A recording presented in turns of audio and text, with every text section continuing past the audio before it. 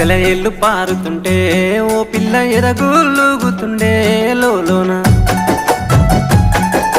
నదులన్నీ కలిసినట్టు పిల్లగా నవ్వెంత బాగున్నది నీలోనా గాజుల సప్పులు గలుగల్లు మోగంగా గజ్జెల పట్టీలు గంతేసి ఆడంగా వరిగడ్డి మోపు ఎత్తి ఓ పిల్ల వయ్యారి నడుము పవే ఈ వేళ